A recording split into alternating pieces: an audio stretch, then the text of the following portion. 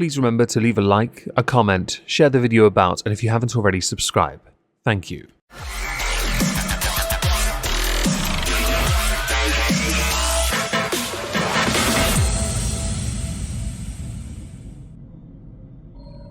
Hello everyone, welcome back to the lesser quality audio Megon 2 Electric Boogaloo. Today we're going to be looking at a TikTok video, or a compilation of such, taken from Pink News on Twitter, who had tweeted out, "This TikToker is taking the world by storm. Well, it must be something quite special, or the person must be quite unique." Replies underneath, "No, he's not. Lamau, never even heard of him until now." Reply, "Is this Dylan 2.0? Wow, this is so offensive in so many ways to so many people. Every time I think we've hit rock bottom, we keep going down further. He, Dylan Mulvaney 2.0, that's an ugly dude. Advanced, well, I can't say that even on this channel." The first one though, "never even heard of him until now," is the most appropriate. You see, this TikToker is taking the world by storm couldn't be further from the truth. Earlier in the year, Keemstar had tweeted, "YouTuber, if you've not heard of him before, I'm quite impressed at this point." Something along the lines of, "Being a TikToker and still nobody knows who you are, even with millions of views and followers." And there's a point to that. You could have a massive following on Instagram, you could have a massive following on Facebook, you could have a ginormous following on TikTok. But the reality is, if you want to be known for anything, you want to, as a social media influencer, want to be known on YouTube. That's the one that really helps. That's the one that people really pay attention to. Someone might now say, but Instagram's actually quite good. Shut up, you're wrong. And I have taken the liberty of looking this particular creator, Violet Stanza, up on YouTube, Instagram and TikTok. On YouTube they have 2.9 thousand subs. Instagram 96,000 followers. On TikTok 648,000 followers, with their views fluctuating considerably on TikTok between 250,000 and 24,000. A similar fluctuation on a smaller scale happens on Instagram between 5,000 and 20,000 likes per post. And on YouTube they've only uploaded music that they themselves have performed. They get sod all views. The shorts also get sod all views as well, but that's not surprising. YouTube Shorts is much like that of TikTok, unpredictable. To consider this individual, Violet Stanza, a version of Dylan Mulvaney, a newer version perhaps, might be controversial, could also be correct, could also be a misunderstanding of the individual, and I think only right we take the time to go and look at that person's TikTok and then see if we can compare it to somebody who made a career and name and brought down Bud Light by trivializing and tokenizing womanhood and or girlhood. There is a slim chance that I may end up agreeing that this person could be Dylan Mulvaney 2.0. There is another chance though, quite a large one, that it is an unfair false equivalence. But only by watching their content, a number of their videos, can we be certain of the theory they are that.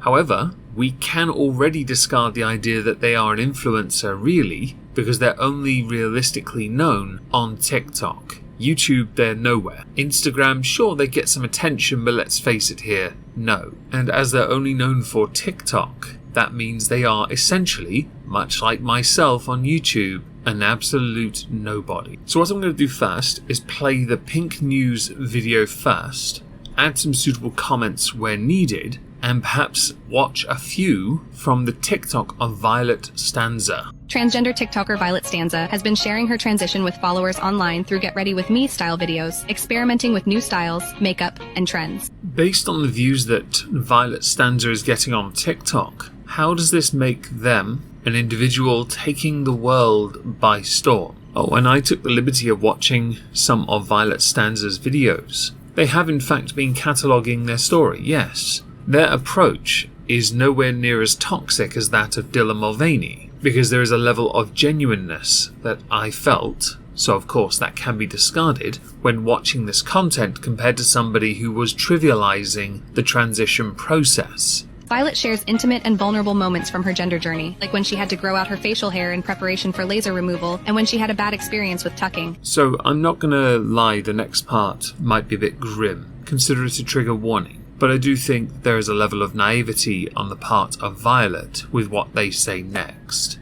certainly when you had the narrator indicate tucking as a bad experience. This morning I woke up with blood in my underwear, and at first I was like, oh my gosh, this is so gender affirming. Did I finally get a visit from the period fairy? I wish. No, I was just tucking irresponsibly. So on the face of that one little error they made alone, it is impressive they accepted and acknowledged it, as opposed to the irrational side that many simply want to push instead. We have covered here on Rumble on my main channel many times those that seem to think having a period is gender affirming. It really isn't. Because as we've now seen when it comes to definitions, ultimately you're reducing women, biological ones especially, down to their parts, while unironically wanting to dismiss them when it suits. In this instance, that's not what Violet has done. Violet came to one's senses and accepted it was a faux pas as part of the process of being a trans woman. Violet recently celebrated 2 years of being on HRT, hormone replacement therapy, sharing how her body changed during this time. HRT can change the oil distributions in your hair, so for me it made mine a lot curlier, and it stopped my hairline from receding any further. I need to ask a question now of Pink News.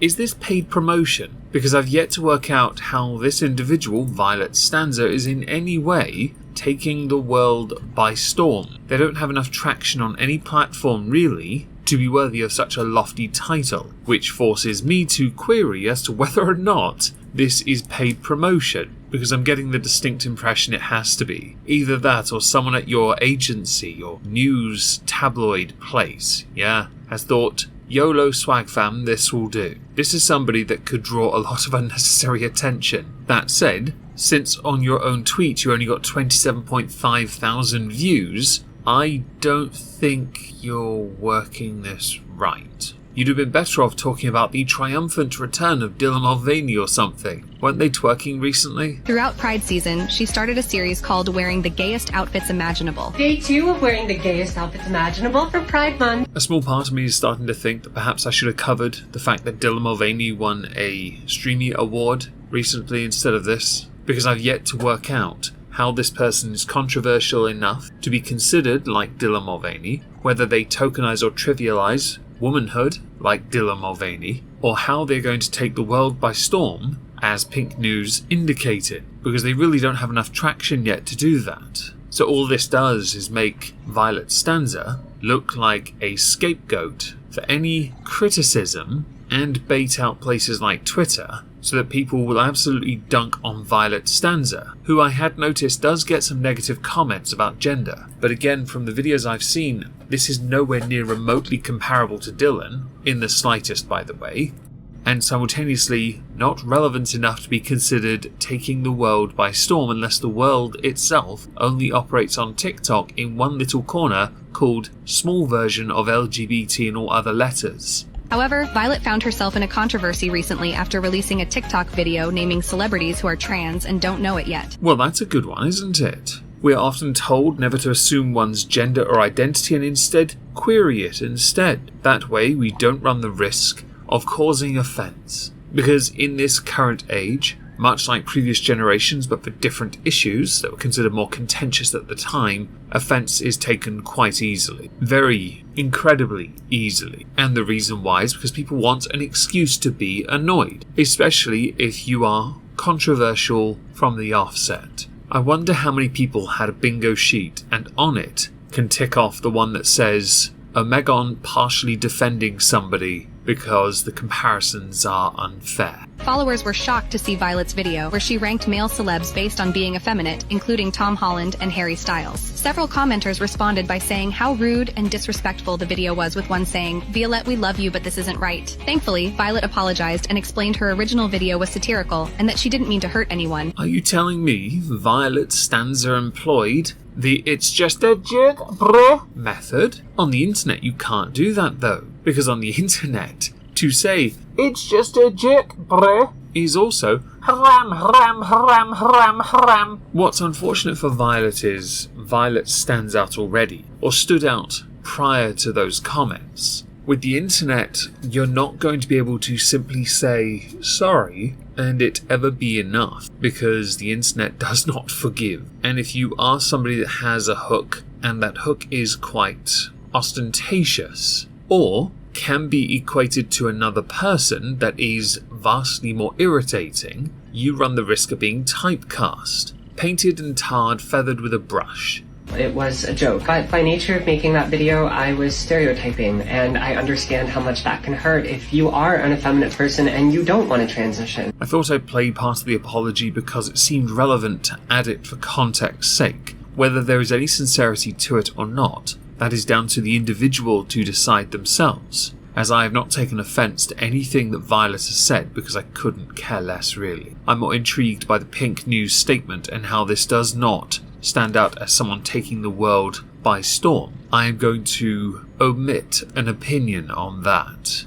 She also explained that men exploring their femininity is a great thing, and that people like Tom Holland are breaking down toxic masculine stereotypes. Fans commented that her apology seemed sincere and mature, and that she clearly had made a mistake, with one commenting, "You are human, and one misstep doesn't define you." As far as the apology goes then, people have watched and they have decided, some have. With regards to the comment about Tom Holland breaking down the whole masculinity thing, couldn't be further from the truth. We know this because of very much well-known pushback. In academia, more girls are going to college, university. Guys are getting practical degrees because they want to work and do something useful with their life, like make money. Tom Holland may be dressing a certain way, maybe being a bit more feminine in other ways. That's okay. His partner can pick up the slack with some additional masculinity if she chooses. Or it can be considered what it typically is, somebody being more of themselves, perhaps a minor trendsetter because of who they are, but really not at the same time. The question is, and should be, is Violet Stanza taking the world by storm? The answer is no, and nothing in their content would indicate that they could be, since their video views on TikTok, compared to others, especially that of Dylan Mulvaney, is a minute fraction of a fraction. There is not enough traction, but I will admit there is a level of fascination with the story of Violet Stanza because they are not as controversial, but you have put them out there, drawing attention that could be considered them being controversial. Free promotion though, right? Totally not paid for.